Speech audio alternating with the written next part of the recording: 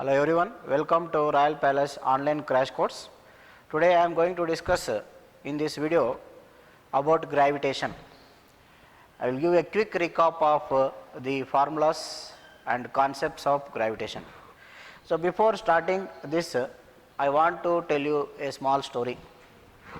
So what situation now we are facing? Same situation was there in 17th century, where there is the effect of plague disease. So at that time also, just like now, all colleges, universities were closed. At that time, Sir Isaac Newton, one day sitting in front of near to a apple tree, so he has observed that apple is falling to the ground. So there was no school and college when he was free.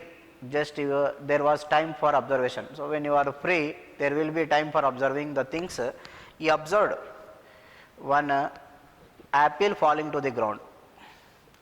Then he started thinking. From that, he given the theory of gravitation. From there, we got this subject gravitation.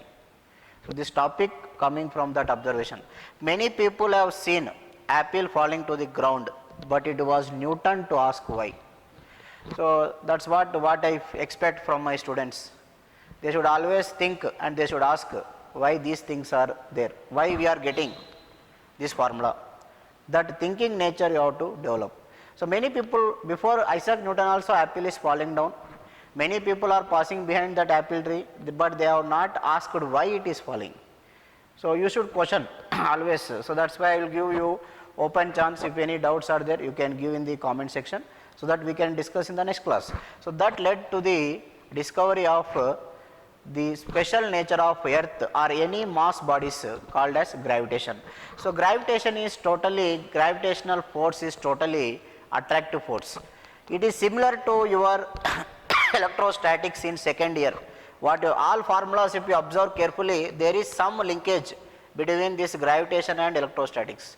In electrostatics, according to Coulomb's law, charges may attract or repel, but in gravitation, two bodies which are having masses, if there are two bodies which are having masses, they will get attracted with a force F is equal to G m1 m2 by r square. So it also follows inverse law. There in case of electrostatics, we will write F is equal to 1 by 4 pi epsilon naught q1 q2 by r square. So that was the constant there. Here G is the universal gravitational constant. Similarly, if you observe all the formulas, they are similar to electrostatics.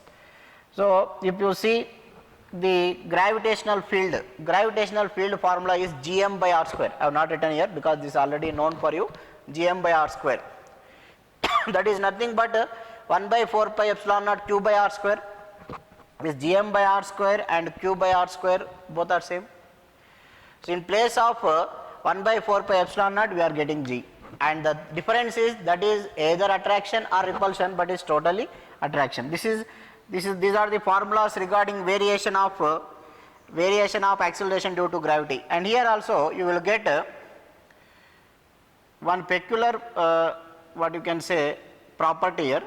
Electric field denoted by E bar, gravitational field I am writing it as Eg bar, is equal to Gm by r square.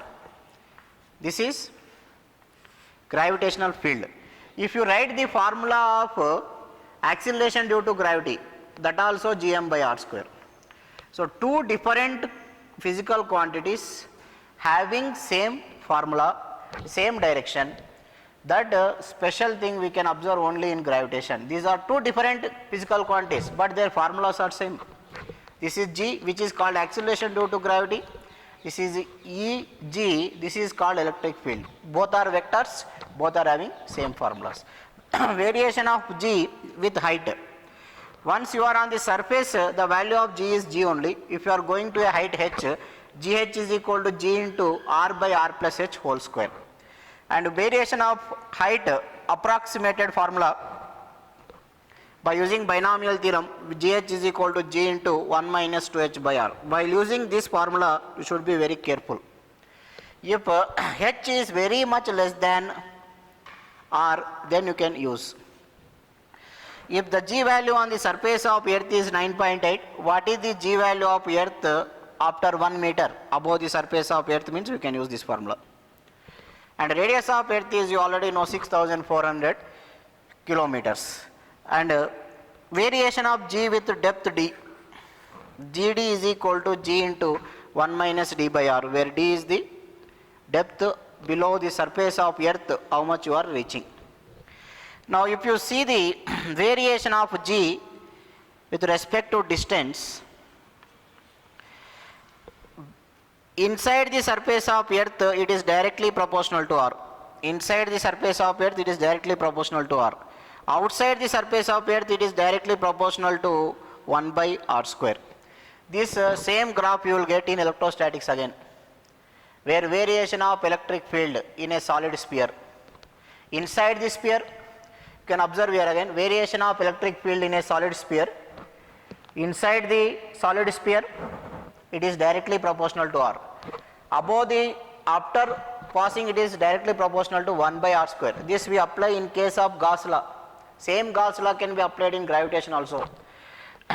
This is third application of Gauss law. E is proportional to r inside the solid sphere. Outside the solid sphere, E is proportional to 1 by r square.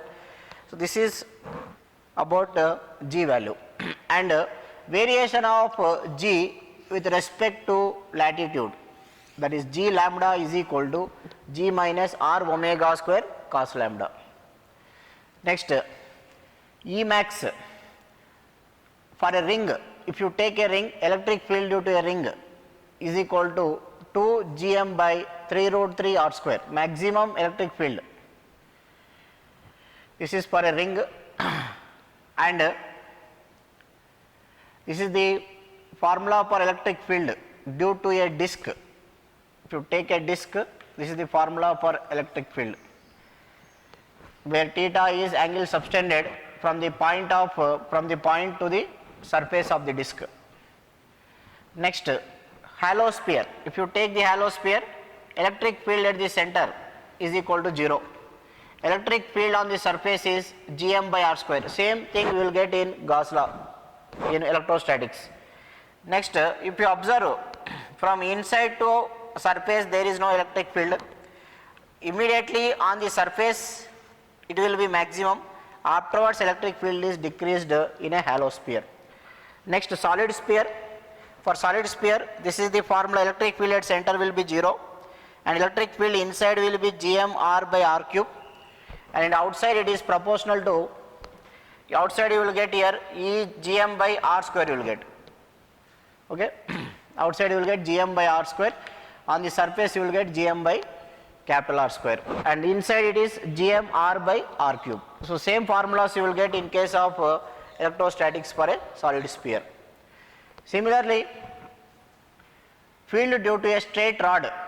Suppose there is a rod, if you want to calculate gravitational field due to this straight rod, the formula is 2g rho by a, L by root of L square plus a square. Same we will take a charged rod in case of, we will take a rod which is charged in case of electrostatics, and we will find the electric field. We will take a small element and we will calculate the force acting due to that small element, that we will integrate, we will get this formula. So same formulas what are there in electrostatic, same can be done here. Next, potential due to a ring. Potential due to a ring, the formula is minus gm by capital R square plus small r square. Capital R square plus small r square means this is a ring, this is small r, this is capital R. So if you want potential, potential means work done by charge in electrostatics. Here also work done by mass is called potential. Potential energy means Gm1 m2 by r, and potential inside a shell, potential inside a shell is minus gm by r, potential inside the shell is minus gm by r, and potential inside a solid sphere is minus gm by 2r cube into 3r square minus x square, where x is the distance from the center. potential outside is minus Gm by x, and potential at the center of the earth, is minus 3 by 2 G capital M into small m by r. So this is about potential and field, and next in this chapter we will study about escape velocity. Escape velocity is equal to root 2 Gm by r, whereas orbital velocity is equal to root Gm by r, and potential energy is equal to minus Gmm by r. Kinetic energy will be plus Gmm by 2r, and total energy will be minus Gmm by r. Total energy of a revolving satellite is negative because it is bounded towards the earth. And before starting we will have Kepler's laws. In that Kepler's first law, second law. According to second law, what happens is aerial velocity is constant, dA by dt. Aerial velocity will be constant. It will sweep equal areas in equal intervals of time. The line joining the satellite and suppose there is a satellite, the line joining the satellite and center of earth will sweep equal areas in equal intervals of time. That is about Kepler's second law. Kepler's third law says that T square is proportional to R cube. So gravitation is directly related to electrostatics. All formulas are directly related to electric charges and fields and potential. Same formulas you will get in electric charges and fields once again. Okay. So this is the quick recap of your gravitation chapter. You can start solving the problems. If you get any doubt, you can leave in the comment section. Thank you for joining me. Please subscribe my channel.